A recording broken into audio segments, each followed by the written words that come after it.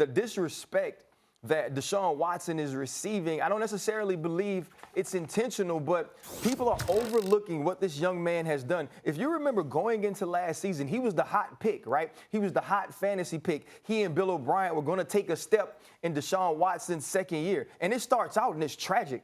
They're 0-3. I mean, they lost to the Giants. Do you remember what the Giants looked like? That old line this was team, not good. Right, and Deshaun Watson was running for his life. I even came on here and I said, something has to change or Bill O'Brien needs to be fired. Remember that. Because he has regressed. And then what do you get after that? You get 9 straight wins, and it was on the strength of Deshaun Watson taking this team over with really even before Will Fuller got back and was full strength with one option. DeAndre Hopkins, it was what he was able to create in the pocket, still over 4,000 yards, 26 touchdowns. And people will look at the 26 touchdowns and the 9 interceptions and try to minimalize that and say that is what Deshaun Watson is. Actually not bad. I mean, it's a good ratio. Sweeney, absolutely. But Dabo Sweeney said coming out that he was the Michael Jordan of football. I don't think that. Because that's Aaron Donald. We'd already had that conversation, and everybody knows I'm correct there. But if you look at what Deshaun Watson was able to do down the stretch, and I go back to a Philadelphia Eagles game last year that they lost, right? It's 32-30. Deshaun Watson makes plays in the pocket, moving around, breaking tackles, getting the ball downfield, scoring touchdowns that were only made by him. It wasn't the call. It wasn't other people doing their job. It was a Deshaun Watson manufactured and made plays. And that's what he brings to the game that a lot of these other guys who I include in the top 10, who right now you'd have to say Matt Ryan is a little bit ahead of him. You have to say Phillip Rivers is a little bit ahead of him, Ben Roethlisberger. But in the next 1 to 2 years, he takes over the spot from those guys, and he begins to be a guy we talk about in the top 5. I hate doing this because I have to do this so often with my favorite athletes, right? Like Andrew Luck. I've been a big Andrew Luck guy. I'm pulling the bandwagon last year. He's going to win the MVP this year and everything. But, like, then if you choke in the playoffs, I got to say that. I was pulling for Phillip Rivers, the same thing. Love watching Russell Westbrook more than anyone. But I got to say what it is when I see it, right? Kobe Bryant. Kobe stands mad at me because because you were wrong. No, because I was obviously right.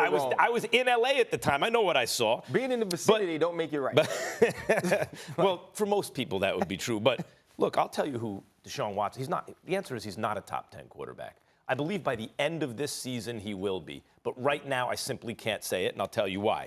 By the way, I'm going to say he's better than Jared Goff because I believe in him under pressure. Let me tell you how I feel about Deshaun Watson. When I saw him in that first national championship game, that's the best player on the field. Going into the rematch, I'm like, oh, he already has experience.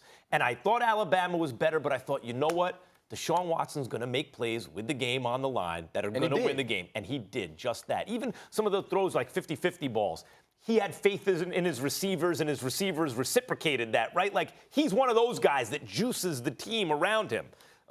Guys like playing for him, with him, and he's excellent. I'll give you, he's better than Jared Goff. Because Goff, I don't think, is as good under pressure as Deshaun Watson. In almost every other situation, I think he's probably a little better. More arm talent. Not as good under pressure. I'll take Deshaun Watson. I'll take him over Matt Ryan for the same reason. Matty Ice. Right now, I'll take him over Matt Stafford for the same reason. You understand? I'm not sleeping on him. I'll take him over Dak Prescott. And I think Dak's got the same stuff he's got internally. Deshaun got a little more, though. Deshaun's also a little taller, and he's had more success on the collegiate level. And I see him taking lesser teams to better one-loss records, stuff like that. I'll take him over Kirk Cousins for the same reason I mentioned with some of the other guys. I'm not taking him over. Not today. Aaron Rodgers. Okay. Patrick Mahomes. Yeah. Tom Brady. Drew Brees. Andrew Luck. Russell Wilson, we're at 6. Ben Roethlisberger, 7. Phillip Rivers, 8. We're together right now. Carson Wentz, 9. And you bring up Baker Mayfield, who at this moment I'll take over Deshaun Watson because he's got the same thing as Deshaun Watson, but he's more accurate. And Cam Newton, who was an MVP caliber player until he hurt his arm. That's 11 dudes. So I got Deshaun Watson 12 right now on the list. I think he'll be in the top 10 by the end of the season, but how can you put him there And what does he have to do? He's got to have a winning season. He's got to make the playoffs and maybe even win a playoff game, I think, before you can leapfrog him over some of those guys. And then it also depends on his regular season play. Right. We got to see, is he accurate? Can he, all that stuff. For me, Cam is a guy that has to move himself back into this conversation. I know a lot of it was about the injuries. I know we looked at him at the beginning of the season as a guy who we were talking having MVP credentials starting off, but the way that he floundered, the way that the injuries affected him, I can't have him in front of Deshaun Watson right now. And so Carson Wentz makes the top 10, but I just feel like Deshaun Watson is that 10th man. And there are going to be some discussions. Why no Baker? Why Deshaun over Baker? I like Deshaun stuff as much as I like Baker from a quarterback skill standpoint, but I think Deshaun can elevate a team in a way that Baker Mayfield can. I believe that things are going to have to go right around Baker Mayfield from a player perspective. You're going to have some guys around you that make plays. You think Deshaun Watson is as accurate down the field as Baker Mayfield? If you look at the way Deshaun Watson passed the ball down the field last year, he was. Right, and also he didn't have the open windows that Baker Mayfield had once Freddie Kitchens became the head coach. And he throws to a guy, one, DeAndre Hopkins is a top 3 wide receiver. He throws to the most uncoverable, covered guy in the NFL.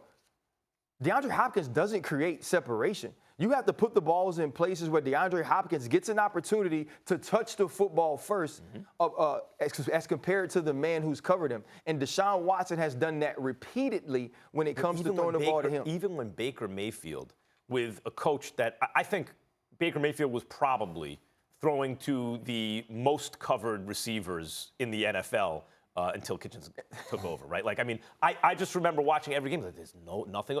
And he would thread the needle a lot of the time. Like, he was still doing pretty well, even having to throw into those tight windows. So here's how I see the Baker Mayfield conversation. I think Baker Mayfield is a guy we have to watch. Much like you say you have to watch Deshaun Watson this year, I have to watch Baker Mayfield coming into this year because of that comparison. Deshaun Watson was more electric than Baker Mayfield was as a rookie. Thanks for watching ESPN on YouTube. For more sports highlights and analysis, be sure to download the ESPN app. And for live streaming sports and premium content, subscribe to ESPN+.